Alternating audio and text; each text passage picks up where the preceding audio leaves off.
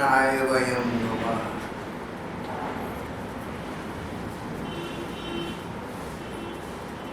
ध्रुव जी के वंश में राजा पृथु हुए। राजा पृथु का वृत्तांत कल तक हो चुका है। राजा पृथु के पड़पोते हुए प्राचीन बरही। प्राचीन बरही ने समुद्र की कन्या शतधृति से विवाह किया। प्राचीन बरही राजा ध्रुव के वंश में हुए, राजा पृथु के वंश में हुए। शतधृति नाम की एक सर्वांग सुंदरी से उनका विवाह हुआ। शतधृति कितनी सुंदर थी, ये बात साधारण मानव कल्पना में भी सोच नहीं सकता। अंग अंग से सौंदर्य झर रहा था। उठती बैठती चलती फिरती बड़े बड़े ऋषि मुनियों का त्याग वैराग्यों का मन मोह रही थी। शतधृति ऐसी कन्या थी। और यहाँ तक हुआ कि जब राजा प्राचीन बरही ने शतधृति से विवाह किया था और शतधृति वस्त्र और आभूषण से सज धज कर विवाह के मंडप में भावर देने के लिए घूमने लगी, तो अग्निदेव जिनकी साक्षी करके ये पति पत्नी बन रहे थे, वे अग्निदेव इस पर मोहित हो गए। पौराणिक कथाएं बहुत रोचक, प्रेरक और शिक्षाप्रद।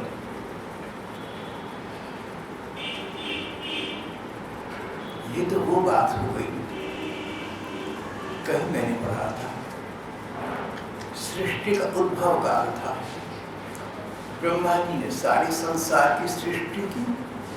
देवता, दानव, मनुष्य, कृमि, सर्प, पशु, पक्षी और प्रकार प्रकार के पदार्थ, सबकी रचना ब्रह्मा जी ने की थी। रचना के सभी जीव ब्रह्मा जी से प्रसन्न थे। और जनों को एक उदाहरण, एक उपालन, चनी जो लोग खाया करते हैं अक्सर। जनों ने देखा कि ये चने जिसके पास जाएं, वो व्यक्ति चने मुट्ठी में लेकर हाथ में भरकर फंका मार देता, खा जाता है कि लाओ थोड़े चने खा के देखो। चनों ने अपना एक अधिवेशन बुलाया और बोले भाई संघ में शक्ति मिलकर काम करना चाहिए, तो 1 और 11 होते हैं, मिलकर चलते हैं ब्रह्मा जी के पास। सारे चने, थोथे चने, अच्छे चने, काली चने, बड़े चने, छोटे चने, चनों का समुदाय ब्रह्मा जी के पास गया।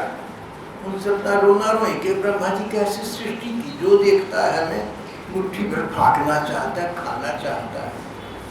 चने शिष्टमंडल लेकर ब्रह्मा जी के पास पहुंचे। ब्रह्मा जी देखा चने हैं, बोले लाओ एक मुट्ठी भर फाड़ना।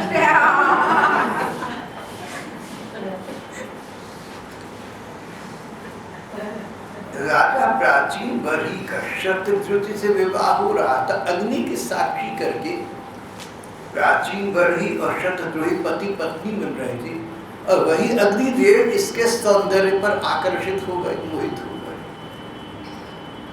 ऐसी बात उन दिनों फैली थी, ऐसी जनश्रुति थी।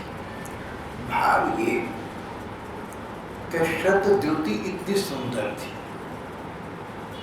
अब शतधृति इतनी सुंदर थी तो चलो पढ़ा, समझ में आ गया। पर शतधृति को एक प्रकार से हानि भी हुई। उसका सौंदर्य दूसरों में दोष दृष्टि उत्पन्न करने में कारण बना। तुम कोई ऐसा काम मत करो कि दूसरों के मन में दोष उपजे।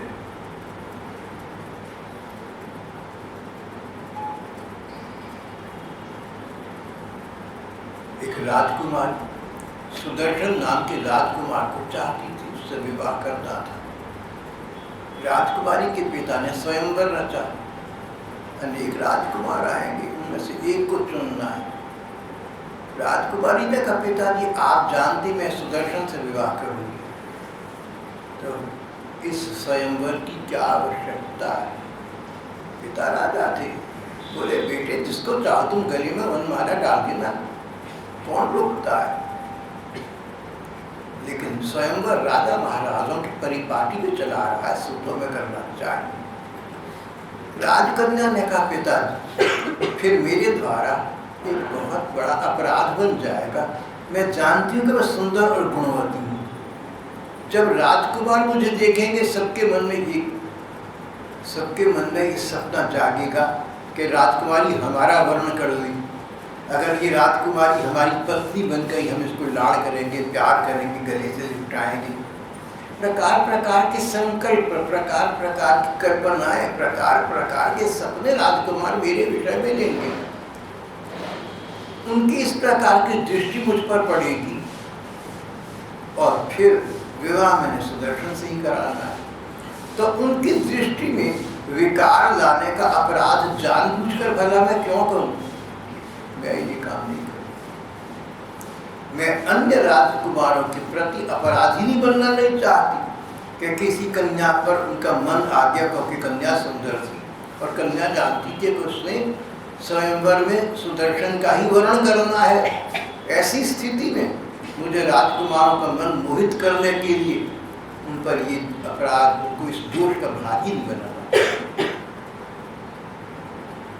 ऐसी मैंने अनेक कथाएं पढ़ी जहाँ एक सज्जन व्यक्ति ने कहा कि अगर मैं ऐसा करूँगा तो दूसरा वैसा सोचेंगे, हम क्यों करें ऐसा। एक महापुरुष थे,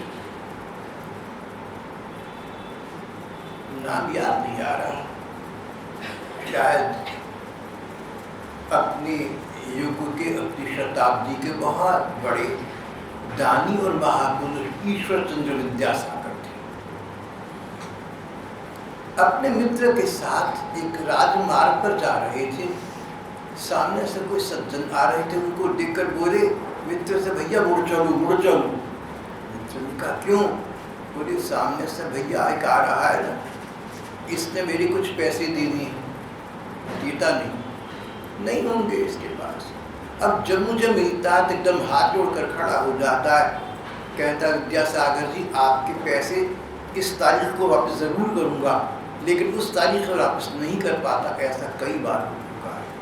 अगर ये व्यक्ति किसी कारणवश विवश है तो इससे मैं तारीख का नाम दिलवाऊँ, उस पर ये दे नहीं सकेगा। मैं जानता हूँ उस बात को, झूठ ये बोलेगा, इसके झूठ बोलने का कारण मैं बनूंगा, मुझे पाप लगेगा। इसलिए मैं उसी ओर से निकल जाता हूँ। मुझे देखकर लज्जित होकर, विवश होकर इसको झूठी तारीख न लेनी पड़े। ये तो 100-125 बरस पुरानी घटना है। बड़े बड़े चरित्रवान लोग होते हैं। तो मैं कोई काम मत करो जिससे दूसरों की दृष्टि में दोष आता हो। कोई किसी दोष की ओर उन्मुख करने के लिए किसी को आकृष्ट मत करो, किसी को आगे उन्मुख मत करो। शतद्रुति विवाह हो रहा था राजा प्राचीन वर्ष से। उसके अंग अंग से झरझराता सौंदर्य अग्निदेव तक को मोहित कर बैठा, जो पति पत्नी का संबंध बनाने में साक्षी बन रहे थे। तो एक विचार ये हुआ कि इतना सौंदर्य भी अच्छा नहीं होता कि देखने वाला मोहित हुए बिना रह न सके। अति सर्वत्र वर्जयेत। Too much of everything is bad. Excess of everything is bad. Excess of beauty is also bad. It impels people to be attracted to that object of beauty.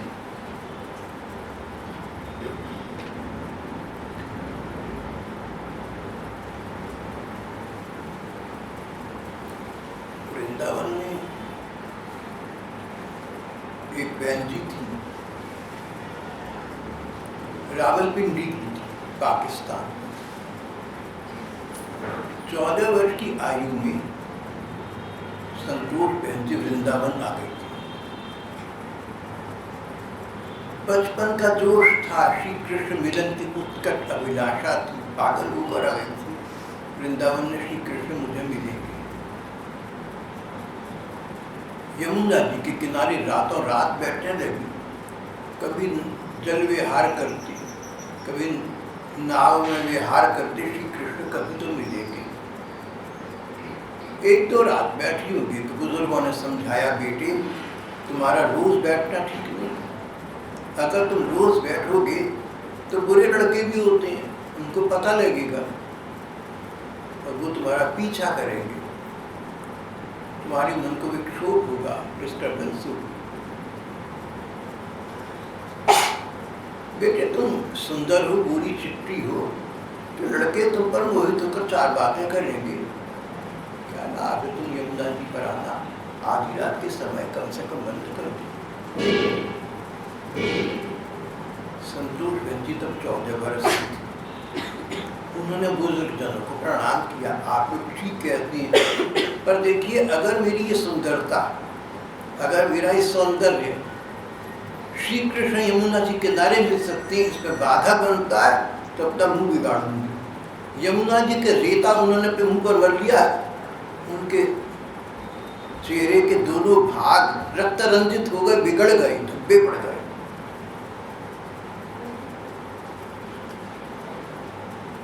सौंदर्य कृष्ण मिलन में बाधा पड़ी तो ऐसे सौंदर्य का क्या करना है।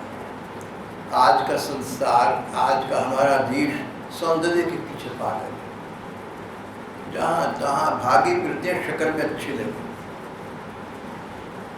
सौंदर्य से ऊपर की वस्तु का नाम चरित्र है, दूसरों के प्रति कल्याण कामना। संतोष बहन जी के मार्ग में उनका ये सौंदर्य की बाधा बन गया, उन्होंने सौंदर्य को समाप्त कर दिया।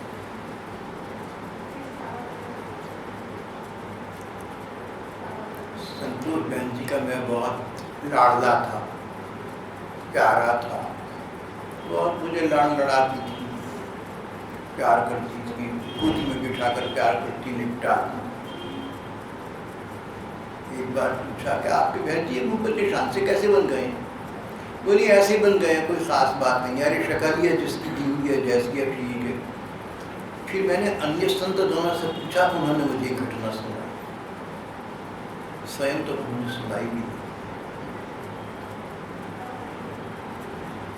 फिर मैं उन पर बिगड़ा, मेरा उनका बहुत गहरा नाता था, मैं उन पर बिगड़ा। मैंने कहा बहन जी मैं आपका अपना, और नम्रता में पढ़कर आपने मुझे ठीक बात बताई, ये तो बहुत आपने अच्छा काम नहीं करा।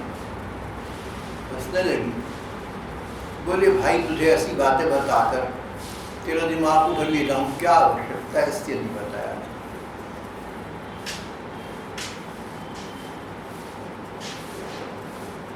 फिर उन्होंने अपने जीवन की 2-3 ऐसी घटनाएं मुझे बताई जो सबको नहीं बताई थी, जिनका भाग ये था किस प्रकार उन्हें किसी अनजाने पथ पर श्री कृष्ण के दर्शन हो गए थे।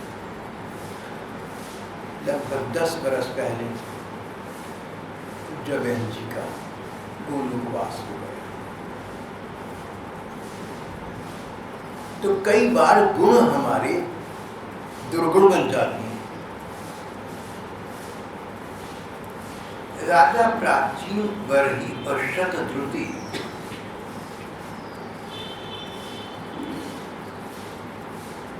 इनके 10 पुत्र हुए। तुल्य नाम व्रता सर्वे धर्मश्राता प्रचेतसः, सबके एक जैसे गुण, सब 10 का एक जैसा स्वभाव, तुल्य नाम व्रता, सबका एक ही नाम रखा प्रचेता, नाम रख दिया प्रचेता, 10 प्रचेता गण भाई भाई। जब प्रचेता कुछ बड़े हुए तो घर वालों ने विवाह करने के लिए कहा। परिवार पोषण के लिए कहा, जैसा सृष्टि का उस समय नियम था, जनसंख्या की आवश्यकता थी।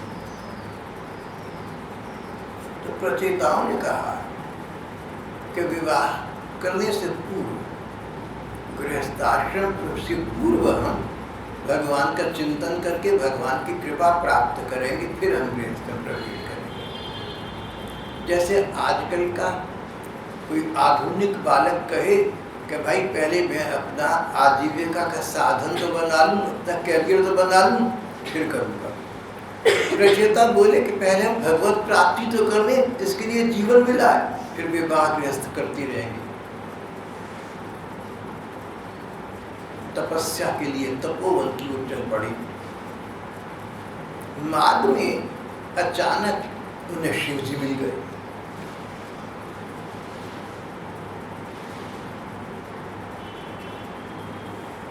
शिव जी मिल गए तो ये 10 प्रचेता भाई बच्चे थे तब, छोटे, खड़े हो गए, उनको प्रणाम किया। प्रसाद सुमुखम प्रणीत ऊर्जात कौतुका। 10 लड़कों को ऐसा लगा कि श्री शिव जी प्रसाद सुमुखम, हमारे पर अपना अनुग्रह करने के लिए तत्पर है। शिव जी हमें देखकर रुक गए हैं, ये हम पर कोई महती कृपा करना चाहते हैं। उनका चेहरा बता रहा था, देखो तुम्हारा जो चेहरा और निगाह है ये बहुत कुछ वो बताती है जो तुम छिपाना चाहते हो। मन में कपट कभी ना रखना, मन में कोई विकार, कोई दम, मन में कोई पाखंड न रखना। तुम कहते रहोगे नहीं नहीं मेरे मन में तो कुछ नहीं है, मगर देखने वाले को कयामत की निगाह को पहचान जाता है। आजकल के तो बच्चे पहचान जाते हैं, बड़ों की तो बात क्या है। तो अपने मन में किसी प्रकार का कुटेव न रखना, किसी प्रकार का विकार न रखना, अपने मन को तन की भांति शुद्ध विशुद्ध बनाए रखना। शिव जी का मुखड़ा देखकर, शिव जी का सौम्य मुखमंडल देखकर प्रचेतागण समझ गए कि प्रभु शिव जी आशुतोष हैं, बड़ी जल्दी प्रसन्न होने वाली हैं, औढ़रदानी हैं, सदा सुखी रहती हैं, दूसरों से प्रसन्न रहते हैं, हम पर अनुग्रह करने के लिए, हम पर कृपा करने के लिए रुक गए हैं। प्रणाम किया। शिव जी ने कहा, बच्चों तुम प्राचीन बरही के बेटे हो, मैं ये जानता हूँ, अब भगवान को पाने के लिए तुम वनों में आ गए हो, मैं ये भी जानता हूँ। तुम्हारे मन की सब बातें मुझे बताएं। तुम भगवान की शरण लेना चाहते हो, तुम भगवान के प्रति भक्ति भाव रखते हो, भगवान को पहले पाने के लिए उन्होंने बाद में गृहस्थ की धारणा बनाई। तुम्हारे लिए संसार के सुख बाद में है, पहले भगवत प्राप्ति का सुख है। तुम बहुत अच्छे बच्चे हो, तुमने जीवन के लाभ को समझा, तुमने जीवन की सफलता को समझा है, इसलिए तुम पर प्रसन्न होकर मैं तुम्हें वो मार्ग बताने आया हूँ जिस पर चलकर क्या बड़े क्या छोटे सभी भगवान को प्राप्त कर सकते हैं। भगवंतम वासुदेवम प्रपन्ना स प्रियो हि मे। जो व्यक्ति भगवान वासुदेव की शरण लेता है वह मुझे परम प्रिय है। तुम बच्चे भगवत भक्त होने के नाते मुझे भगवान ही के समान प्यारे। इस प्रकार भगवान के भक्तों को भी मुझ में, इस प्रकार भगवान के भक्तों को भी मुझसे बढ़कर और कोई प्रिय नहीं होता। भक्त का क्या लक्षण? भक्त का लक्षण भक्त अच्छा लगना। हर भक्त को दूसरे भक्त अच्छे लगते हैं और अपने से अधिक महान लगते हैं, ये भक्तों का लक्षण है। शिव जी तो महादेव है, स्वयं भगवान है। बोले मुझे वो सब लोग अच्छे लगते हैं जो भगवान वासुदेव का भजन करते हैं, जो भगवान का भजन करते हैं, इसलिए तुम अच्छे लगते हो। तुम भगवान को पाना चाहते हो, इसलिए मैं तुम्हारे मार्ग में आ गया, तुम्हारा मार्गदर्शन करने के लिए आ गया। और मैं ये भी जानता हूँ कि तुम भगवत भक्त हो, तो अन्य भगवत भक्त भी अच्छे लगते होंगे, जैसे मैं तुम्हें बहुत अच्छा लगता हूँ।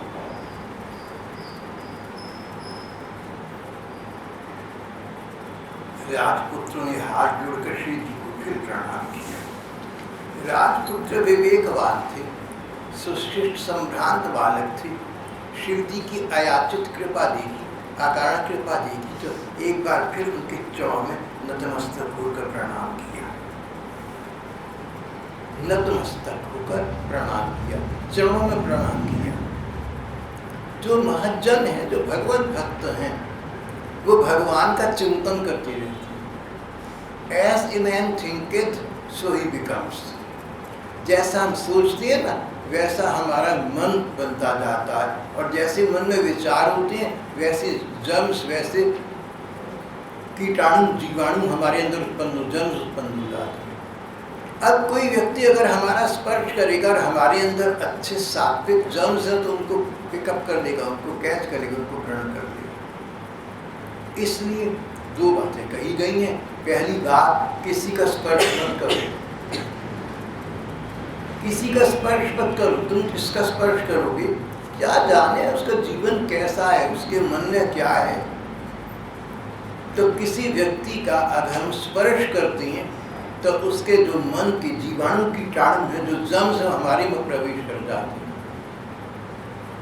और दूसरी बात, जो भगवत भक्त हैं, भगवान के प्रेमी जन हैं, उनके चरण अवश्य स्पर्श करो। इसीलिए कि जो भगवत भक्तों के जर्म्स हैं तुम्हारे अंदर, हमारे अंदर प्रविष्ट हो जाए। इसलिए हमारे यहाँ भगवत जनों के, संत जनों के चरण स्पर्श करने का बहुत एक वैज्ञानिक विधान है। ये राजपुत्र थे, राजा प्राचीन बरी के पुत्र थे। राजा प्राचीन बरी ध्रुव के वंश में हुए थे। यमुना और गंगा जी के बीच की भूमि उनकी राजधानी थी।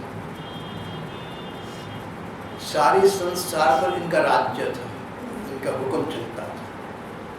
इस प्रकार के राजपुत्र, इस प्रकार के युवराज इतने विनम्र कि शिव जी प्रकट हुए कृपा पूर्वक। तो एक बार तो प्रणाम किया, उनके मिलते ही दोबारा जब देखा अरे ये तो अयाचित कृपा करने के लिए प्रकट प्रसन्न हो गए, तो उनके चरणों में दोबारा प्रणाम किया, अपना मस्तक उनके चरणों पर रख दिया। शिव जी ने कहा, देखो तुम बस एक काम पक्का करो, रोज सुबह को उठते ही पहला काम ये करो, नित्य कर्म से निवृत्त होकर, नित्य कृत्य निवृत्त होकर, स्नान इत्यादि के पश्चात भगवान के रूप का ध्यान करो, उनसे प्रार्थना करो, भगवान से प्रार्थना करो, भगवान जो हम भले बुरे सो तेरे, ठाकुर हम जैसे हैं तुम्हारे हैं, त्राहि मां पाहि मां रक्ष मां, मेरी रक्षा करो, संसार से मुझे बचाओ, अपने में मुझे लगा दो, अपने चरणों में स्थान दे दो। भगवान अपने सौंदर्य की कोई हल्की सी रेखा, कोई धूमिल सी झलक ऐसी कभी दिखा दो, तुम्हारी सौंदर्य की एक झलक के सामने सारे सौंदर्य का एकत्रित सौंदर्य भी फीका पड़ जाएगा और मैं सौंदर्य से, संसार से कहीं आकृष्ट न हो सकूंगा। कृपा पूर्वक इस प्रकार की झलक छोटी सी हल्की सी प्रदान कर। भगवान से इस प्रकार की स्तुति करना, इस प्रकार की प्रार्थना करना,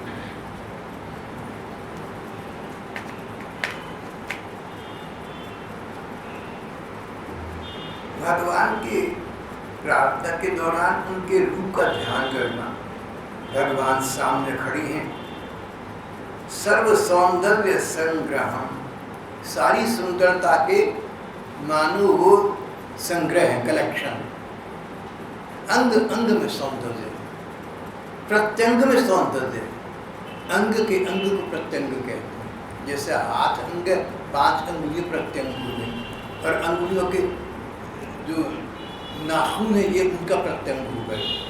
अंग अंग से भगवान तुम्हारे अंग अंग से सौंदर्य का निर्झर चल रहा है। तुम्हारा मुख कमल के समान खिला हुआ है, तुम्हारी नयन कमल के समान सुंदर है, तुम्हारी नासिका सुंदर है, तुम्हारी भ्रूविलास सुंदर है, तुम्हारी दांत सुंदर है, तुम्हारी कपोल सुंदर है, तुम्हारा सब कुछ सुंदर, तुम्हारे कान सुंदर है। भगवान तुम्हारा हास्य सुंदर है, तुम्हारी दृष्टि में आकर्षण है, तुम्हारी काली काली घुंघराली अलकें दूसरे के आंखों को मन को आकृष्ट कर देती हैं। तुम्हारे श्री विग्रह पर फहराता पीतांबर हमारे मन के नयनों को आकृष्ट करे। भगवान, हम तो आपको प्रणाम करते हैं। जैसे वर्षा की ऋतु में आकाश में बादल उमड़ घुमड़ कर आती है और वर्षा के लिए जल लेकर आती हैं, उस समय नए नए ताजे बादलों का जैसा वर्ण होता है भगवान, वैसा वर्षाकालीन मेघ के समान तुम्हारा श्याम वर्ण है। हम तो उसको प्रणाम करते हैं।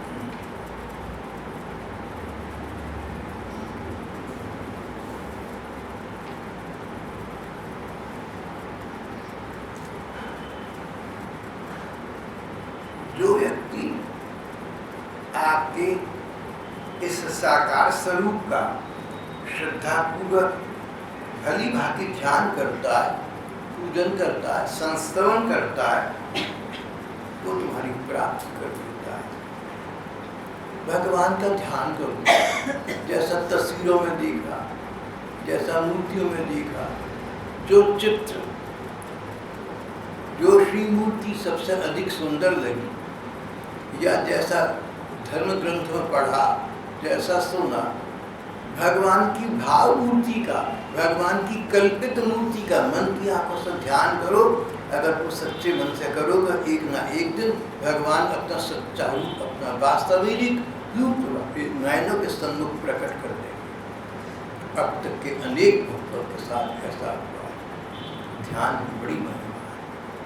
भगवान के रूप का ध्यान लगाना चाहिए, चाहे तो 1 मिनट प्रतिदिन हो, चाहे 1 घंटा हो, और चाहे पूरा दिन हो, चाहे पूरा दिन रात हो। पात्र भेद व्यक्ति के अनुसार है, पर भगवान के रूप का ध्यान लगाना, प्रतिदिन लगाना, प्रातःकाल लगाना बहुत ही फलदायक है। भगवान उससे प्रसन्न होकर अपना वास्तविक रूप हमारी आंखों के सामने प्रकट कर दिया।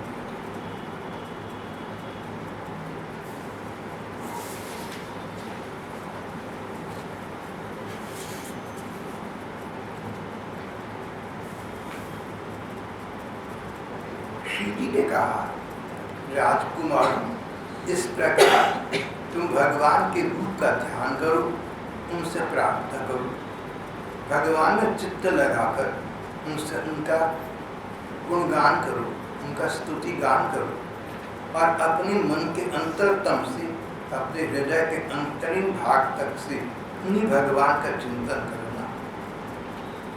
ऐसा ना हो कि मन तुम्हारा संसार में भाग ले।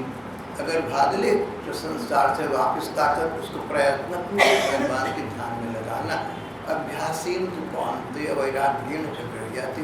बार बार अभ्यास करोगे तो कभी न कभी कृपालु कृष्ण तुम पर कृपा करके तुम्हारे मन को टिका देंगे, एकाग्र कर देंगे। और जहाँ तुम्हारा मन एकाग्र हुआ और एकाग्र हुए कुछ समय बीता, तुम उसमें तद्रूप हुए, एक रूप हुए, भगवान तुम्हारे सामने अपना स्वरूप प्रकट कर देंगे।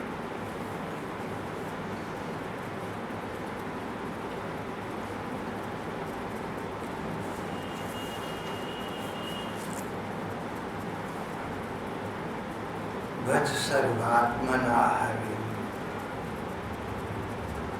जो भगवान संसार में सभी जीवों में है, किसी जीव में भगवान न हो, किसी जीव में परमात्मा का अंश न हो, किसी जीव में जीवात्मा न हो तो समाप्त, शरीर निर्जीव हो गया।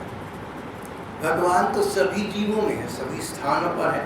उन सर्वात्मा भगवान का सर्वभावीन हर समय, जहाँ तक उसे अधिक से अधिक चिंतन, मनन और ध्यान करना चाहिए।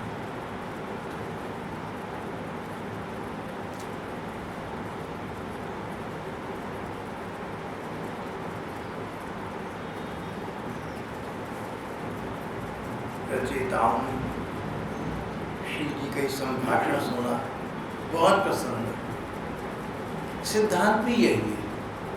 अगर तुम्हारे मन में भगवत प्राप्ति की सच्ची उत्कंठा है, वास्तविक इच्छा है, स्थायी इच्छा है, तो कैसे भगवान की प्राप्ति होगी? ऐसा बताने का साधन किसी गुरु के रूप में, किसी संत के रूप में, किसी ग्रंथ के रूप में भगवान स्वयं तुम्हें प्रदान कर देंगे। गुरु को खोज से भागना नहीं पड़ता। मन सच्चा हो तो भगवान गुरु तुम्हारी अनुकूल गुरु तुम्हें प्रदान कर।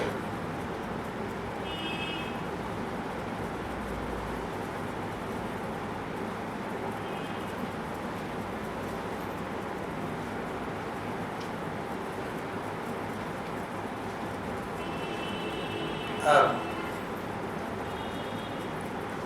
रचयिताओं ने तपस्या करनी आरंभ कर दी। शिव जी के बताए गए मार्ग के अनुसार तपस्या, तप, जप, ध्यान इत्यादि करने लगे और इस प्रकार एक ऐसा समय अंततः आ गया जब भगवान को उन्होंने प्रसन्न कर दिया। तब अपने मनोहर रूप और कांति के द्वारा उनको शांत करते हुए सौम्य विग्रह से भगवान उनके सामने प्रकट हुए। भगवान के श्री विग्रह पर पीतांबर फहरा रहा था। उनके कंठ में मणि सुशोभित थी। भगवान का प्रकाश इतना था कि दसों दिशाओं के अंधकार को दूर कर रहा था। भगवान ने अपने शरणागत प्रचेताओं की ओर प्यार की दृष्टि से निहारा और फिर उनसे बड़े स्नेह पूर्वक कहा, राजपुत्रों तुम्हारा कल्याण, राजकुमारों तुम्हारा कल्याण। तुम सब में परस्पर बड़ा प्रेम है और स्नेहवश तुम एक ही धर्म का पालन कर रहे हो। तुम्हारे इस आदर्श सौहार्द से बड़ा प्रसन्न मुझसे भर मानो। जो तुम्हारी भांति मेरा स्मरण करेगा उसका अपने भाइयों में अपने समान प्रेम होगा। समस्त जीवों के प्रति मित्रता का भाव हो जाएगा।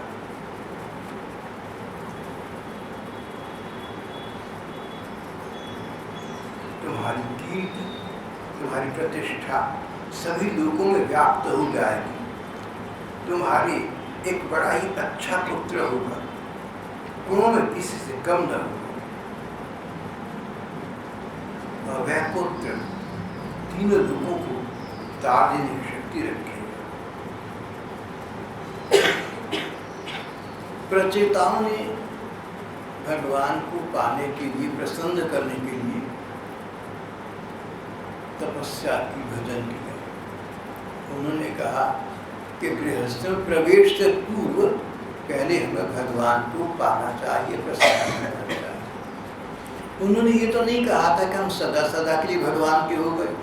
अगर भगवान प्रकट हो जाएंगे तो बस हम संसार को छोड़कर भगवान की सेवा में लग जाएंगे, ऐसा तो नहीं कहा।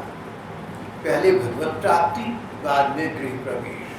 भगवान ने कहा जो तुम्हारी भांति मेरी प्रार्थना करेगा, मेरा संस्तवन करेगा, तुम भाइयों जैसा उन भाइयों में भी प्रेम हो जाएगा। और तुम्हारी जो संतान होगी तुम्हारी भांति ऐसा लड़का होगा, बहुत गजब का, संसार का अद्वितीय होगा। फिर भगवान ने एक और बात बताई।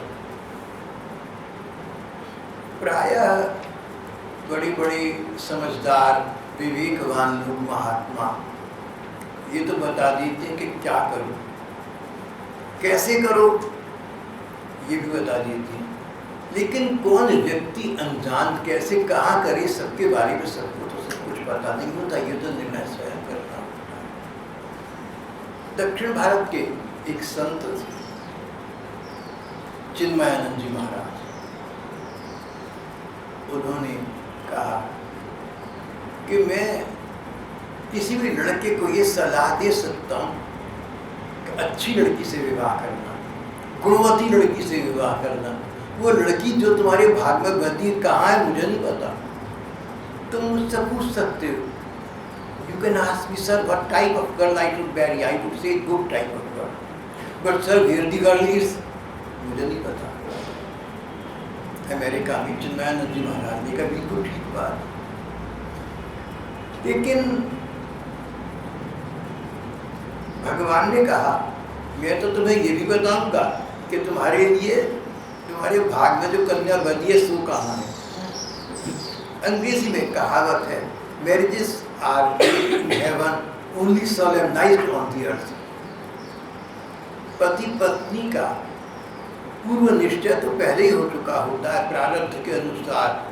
विवाह संपन्न करने की जो प्रक्रिया, जो उत्सव है, वो पृथ्वी पर होता है। लेकिन भगवान ने इसी प्रकार भगवान ने कहा, राजपुत्रों, कंडू नाम के एक ऋषि थे, तपस्या में संलग्न हो गए, घोर तपस्या।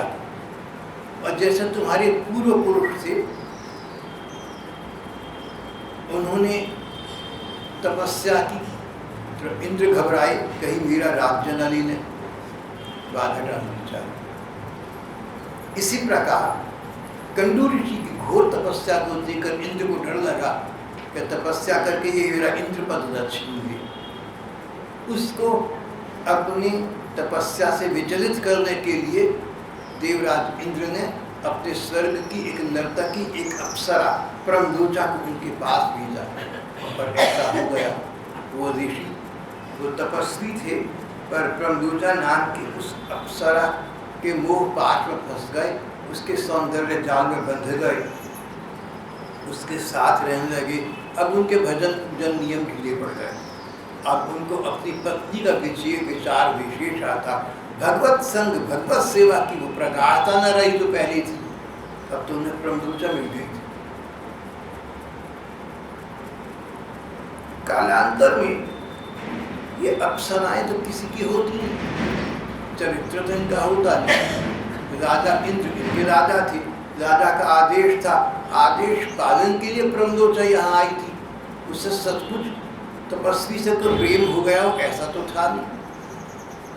तो जब उसने देखा कि मेरे स्वामी इंद्र की आज्ञा थी कि तुम इसको अपने सौंदर्य के पाश में बद्ध करके इसके तपस्या से विचलित कर दो, और मैंने लक्ष्य पूरा कर लिया, तो इनके साथ इतना लंबा समय व्यतीत करने के बावजूद वो अपने स्वर्ग को वापिस चली गई। और महाराजा इंद्र को बताया कि जी मैंने उनके इस प्रकार उनके साथ रही और वो मेरी में आसक्त हो गए। परमदोचा अप्सरा से एक कमलदायिनी कन्या उत्पन्न हुई थी। कंडू ऋषि और परमदोचा अप्सरा की तन्ही सी छोटी बच्ची हुई थी। परमदोचा, ये अप्सराएं किसी की मीत तो होती नहीं, इनको किसी से मोह नहीं होता।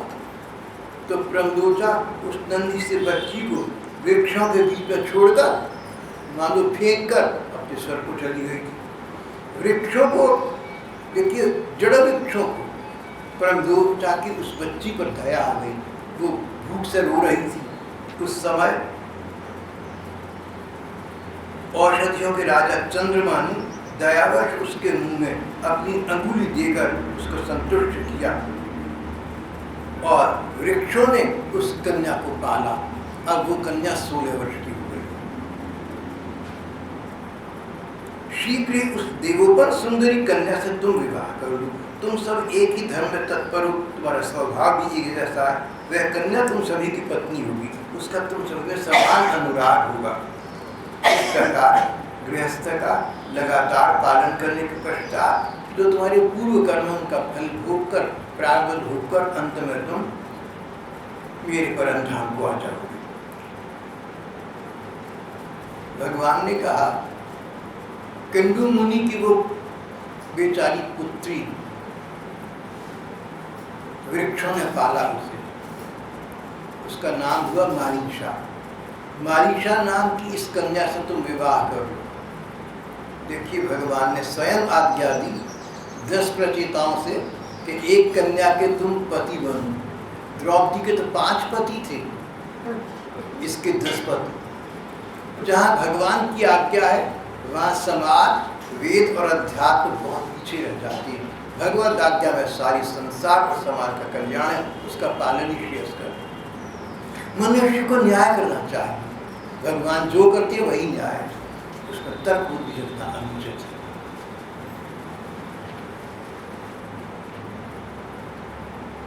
फिर भगवान ने उन राजकुमारों को समझाया, देखो जिन लोगों के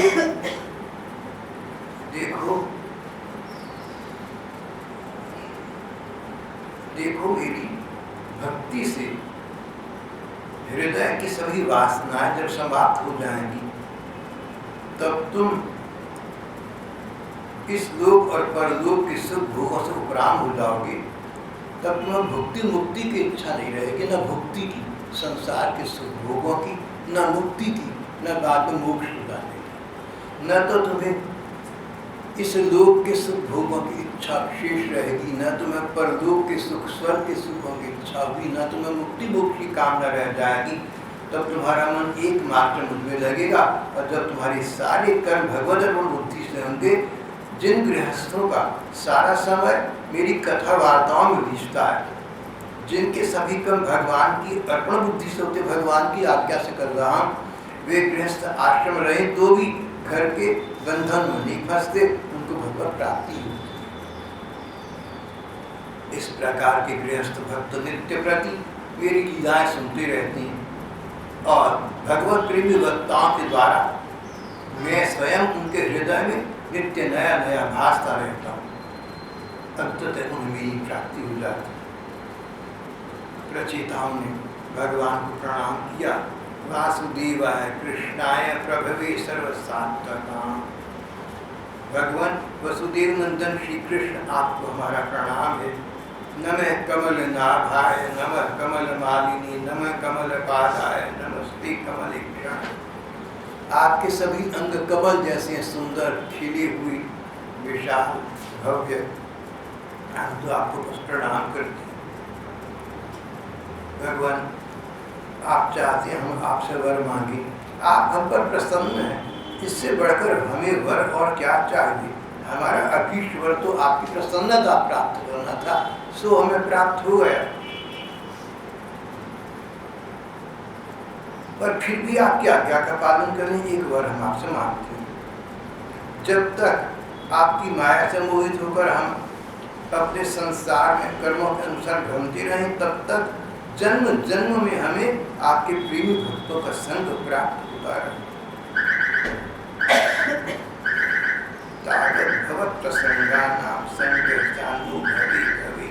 प्रत्येक जन्म में जो कर्मों के प्रारब्ध भोगने के लिए हमें लेना पड़ेगा, एक बार हम ये मानते हैं कि हर जन्म में हमें आपके प्रेमी जनों का संग और सुख लाभ प्राप्त होता रहे। भगवान के भक्तों के समाज में सदा सर्वदा भगवान की मधुर मधुर कथाएं होती रहती हैं। भगवत जनों में इस प्रकार का वैर विरोध नहीं होता, उद्वेग नहीं होता। इस प्रकार के भक्तजन तो तीर्थों को पवित्र करने के उद्देश्य से पृथ्वी पर घुमा करते हैं। इस प्रकार के भगवत जनों में हमारा अनुराग सदा बना रहे। बस भगवान, हम आपसे दो वर मांगते हैं, आपकी प्रसन्नता जो प्राप्त हो चुकी और आपके प्रेमी भक्तों का जन्म जन्म तक संग मिलता रहे, कहीं भी जाए फिर हमें चिंता नहीं। भगवान ने कहा तथास्तु, ऐसा ही होगा। और प्रचेताओं के नेत्र अभितृप्त नहीं हुए थे। यानम अतृप्त चक्षुषा, दसों प्रचेता भगवान का मुखड़ा ऐसे देख रहे थे मानो नयनों के द्वार से उन्हें पी जाएंगे। बड़े लालायित होकर ललचाई निगाह से भगवान को देख रहे थे, पर भगवान बस वर दिया और स्वभाव के अनुसार अंतर्धान हो गए। बाद में प्रचेताओं ने वृक्षों की काली हुई उस कन्या मारीशा से विवाह हुआ और उनके जो पहले भविष्यवाणी हो गई थी, एक पुत्र हुआ, इसका नाम दक्ष हुआ। ये दक्ष वही थे जो सृष्टि के उद्भव काल में सती के पिता बने थे। योगाग्नि में इनका शरीर नष्ट हो गया था।